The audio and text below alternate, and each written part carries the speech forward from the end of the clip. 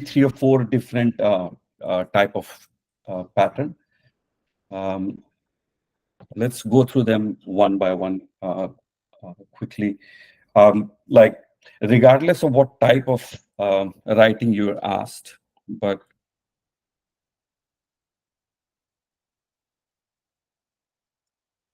so there's persuasive writing that they ask for.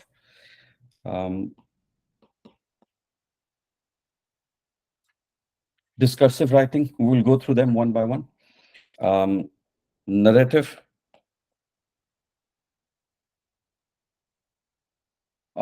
sometimes descriptive, I should have created some more, but right. Descriptive writing,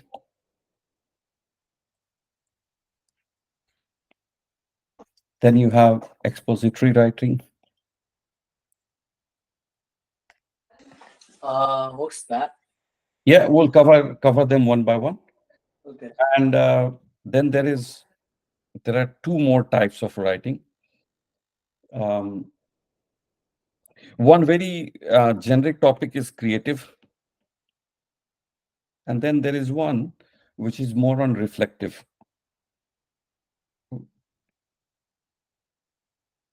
Reflective writing. So let's go through them high level, what they mean. We'll not be able to write and understand all of it, but when it comes to persuasive writing, you would get a prompt where you are supposed to write for a call to action. So, for example, if you are doing the tests and submissions, you would have received some writing prompts where we asked community to come together and something to be done for endangered animals, right? So you're requested to craft a very strong and very clear thesis and statement, and you use some specific facts and be very bold in your writing to encourage the readers to take some specific actions. So what to be done for endangered animals, that's one. What to be done to reduce the harm of social media on children, persuasive writing. Asking the school to implement a certain type of policy, I don't know, whatever it could be, like allowing or banning junk food from cafeteria, or not banning junk food from cafeteria to allow for freedom of choice. These kind of writing expressions that are asked, where you have to persuade the user or encourage the reader to take specific action. That forms the persuasive writing. Is that clear?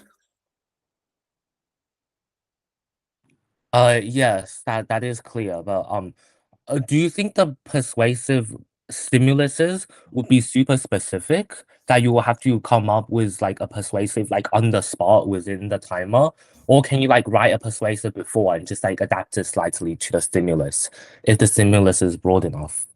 So stimulus generally that they provide is very specific, and one of the things that people, like, we sometimes get confused with is, if the stimulus provided is very specific and if I'm writing a persuasive argument, do I have enough facts and figures to support my argument?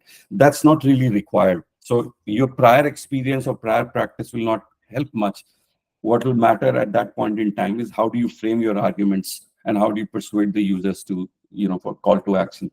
So that's pretty much it. The prompts that we have seen are very, very specific. Out of all these that you've written, what is the most likely one to pop up in the exam? Sorry, I didn't get your Which is question. the most likely to pop up in the exam?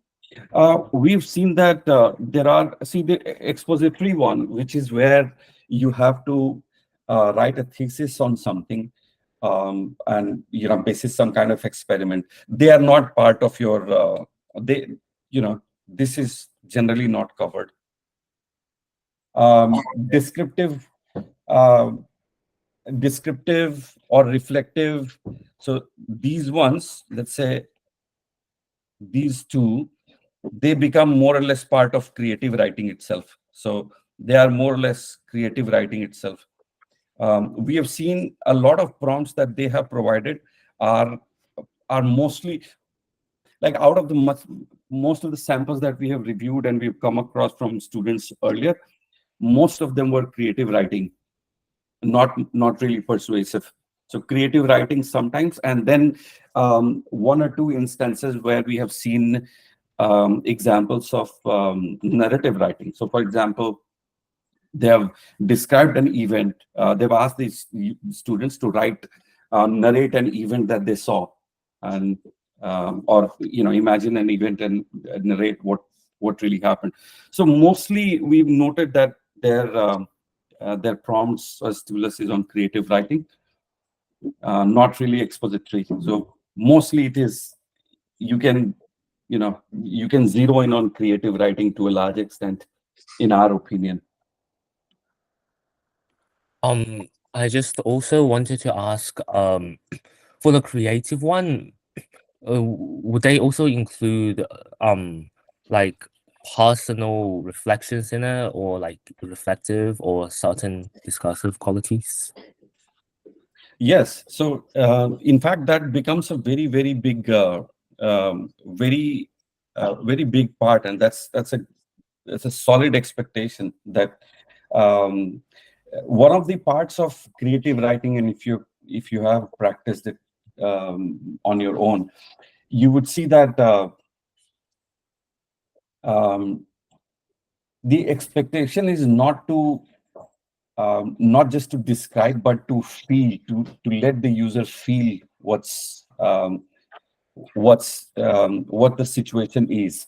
And there are reflective models like Gibbs reflective cycles and Kolb's experimental learning cycles, and there are many other reflective models. But it is advisable that you go through some of these models to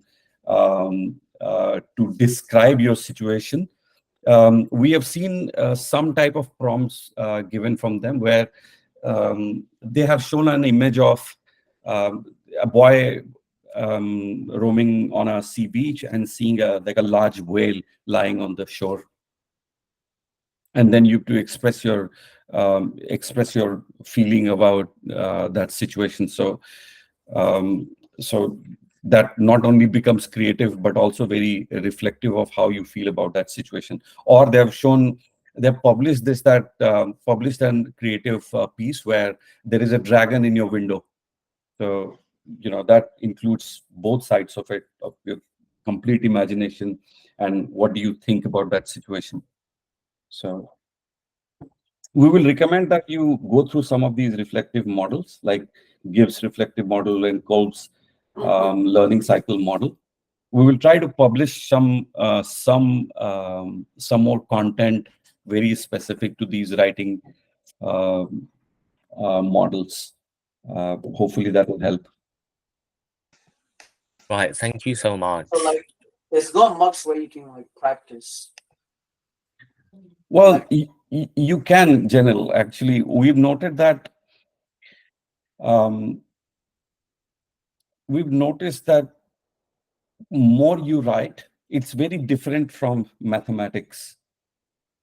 In mathematics, when you understand one pattern, like you were asking today about angle of elevation and angle of depression, we will discuss it. But once you understand that concept of angle of elevation and depression, you will be able to solve most of the questions related to that. Yeah, I only know very, very basic. Yeah, but the point that I'm trying to make is, in mathematics, once you understand a pattern, more likely than not, you'll be able to solve questions related to that pattern. English writing is different. It takes a while to build. So that's why we suggest that you do as many writing exercises, and the feedback that we share on every writing exercise is really, really detailed. So Yeah. I don't know if you have seen